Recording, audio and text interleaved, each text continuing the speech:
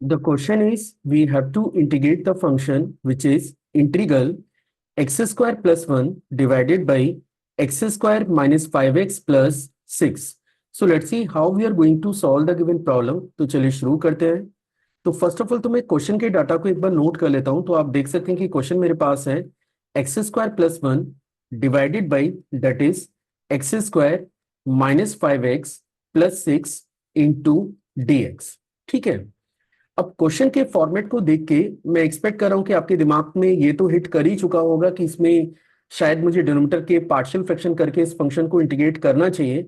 लेकिन मैं आपको बता दूं कि आप पार्शियल फ्रैक्शन केवल उसी स्टेप में यूज कर सकते हैं जब न्यूमरेटर की डिग्री डिनोमिनेटर से कम हो। लेकिन आप जिस क्वेश्चन पे काम कर रहे हैं उसमें न्यूमरेटर डिनोमिनेटर दोनों की डिग्री सेम है। तो सबसे पहले तो मुझे इस डिग्री को रिड्यूस करना पड़ेगा और इसके लिए हम लोग क्या करने जा रहे हैं कि मैं इसके न्यूमरेटर पार्ट को थोड़ा सा मैनिपुलेट कर रहा हूं।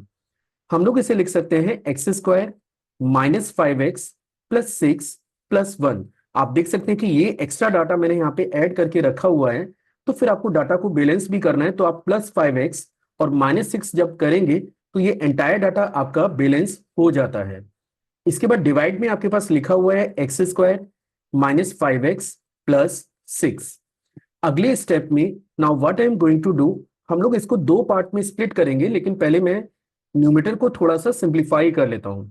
फर्स्ट पार्ट मेरे पास है x square minus 5x plus 6, that is the first part of the numerator. और सेकेंड पार्ट को अगर आप चेक करें तो सेकेंड पार्ट मेरे पास है 5x minus 5x minus 5 divided by x square minus 5x plus 6 into dx।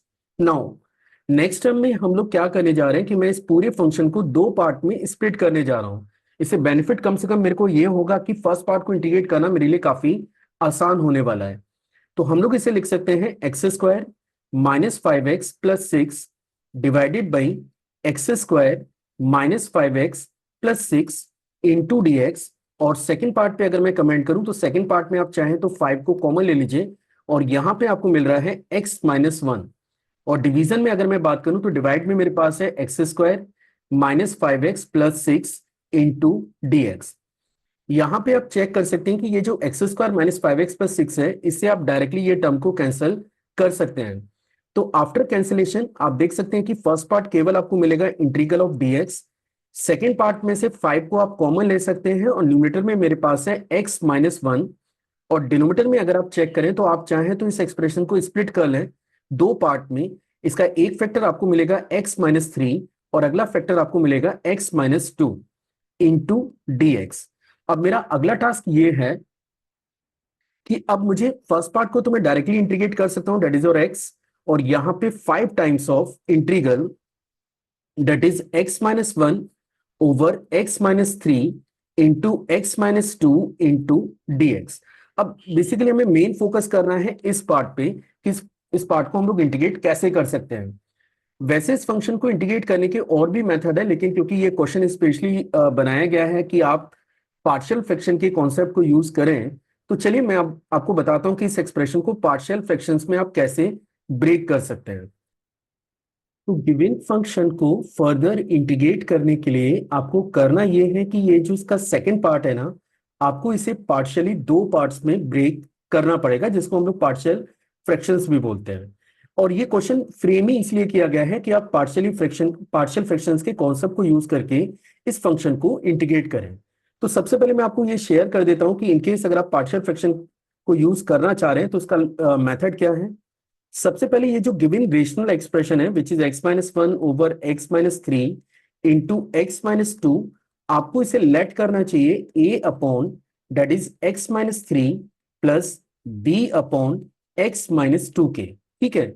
अगर denominator में दो लीनियर फंक्शंस होते हैं तो फिर हम लोग इसको इसी तरीके से ब्रेक करते हैं। या आप एनसीईआरटी के स्टार्टिंग में भी चेक कर सकते हैं कि कैसे हम लीनियर, अगर डिनोमिनेटर में दो लीनियर टर्म्स हैं तो उनको पार्शियली कैसे दो पार्ट्स में डिवाइड करने का जो लॉजिक है वो लॉजिक है क्या। ठीक है। तो वहां पे आप ये देखेंगे कि ये जो एक्सप्रेशन है इसको आपको ब्रेक करना है, that is a upon X minus 3 plus B upon X minus 2 के। अब हमारा अगला टास्क ये है कि मुझे कैपिटल ए और कैपिटल बी की वैल्यू पता करनी है। इसके लिए हम लोग क्या करने जा रहे हैं कि सबसे पहले मैं लेफ्ट हैंड पार्ट को सिंप्लीफाई कर लेता हूं। that is x minus 1 divided by x minus 3 into x minus 2 is equal to a into x minus 2 plus b into x minus 3 divided by x minus 3 into x minus 2k। ठीक है। अब यहां पे आप देख सकते हैं कि अगर मैं न्यूमरेटर को कंपेयर करूं तो न्यूमरेटर को कंपेयर करके बनता है x minus 1 is your a times of x minus 2 plus b times of x minus 3k। चलिए सबसे पहले हम लोग x की जगह 3 रिप्लेस कर देते हैं।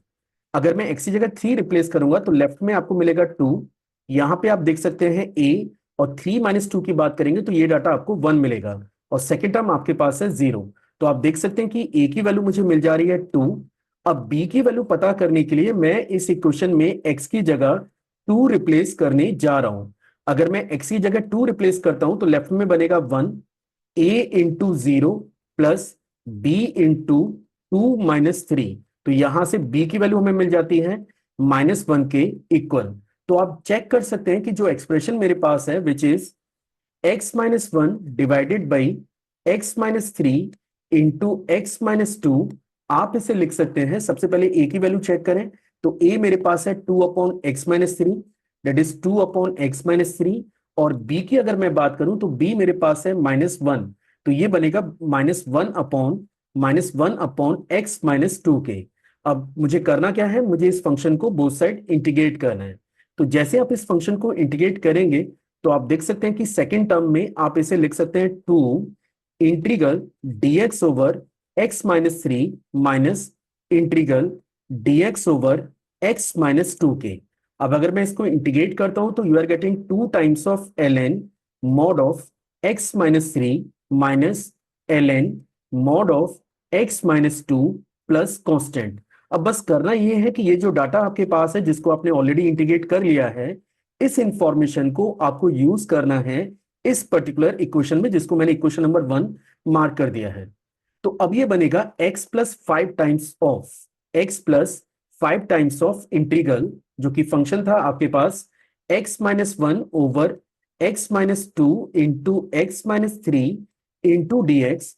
अब इसको आप लिख सकते हैं x प्लस 5, और इंटीग्रेशन में ऑलरेडी फाइंड आउट कर चुका हूं, तो ये मेरे पास है 2 times of ln mod of x minus 3 minus ln mod of x minus 2 bracket of plus c, या फिर हम लोग इसे लिख सकते हैं x minus 5 times of ln mod of x minus 2 plus 10 times of ln mod of x minus 3 plus constant, and this is the answer for the given problem.